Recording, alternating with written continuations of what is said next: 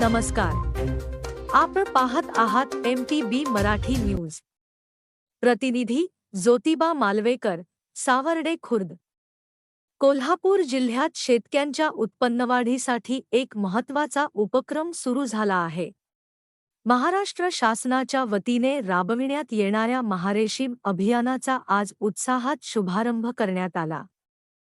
जिल्हाधिकारी अमोल येडगे यांच्या हस्ते रेशीम जनजागृती रथाला हिरवा झेंडा दाखवून या अभियानाची औपचारिक सुरुवात झाली.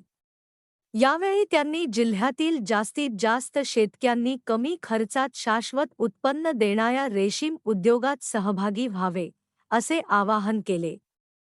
10 फेब्रुवारी ते 11 मार्च दरम्यान चालणाऱ्या या अभियानातून शेतकऱ्यांना तुती लागवड, रेशीम कीड पालन, शासकीय अनुदान आणि आधुनिक तंत्रज्ञानाबाबत मार्गदर्शन दिले जाणार आहे.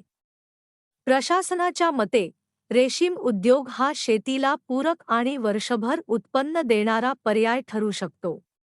त्यामुळे ग्रामीण भागात रोजगार निर्मितीला चालना मिळण्याची अपेक्षा व्यक्त केली जात आहे.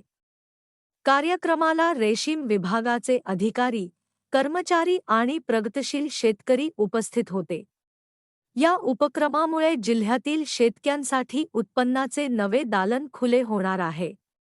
Media partner ACP9 management director Sagar Patil, MTB news management director Abhinandan Puribuva, Pradeep Avaghade.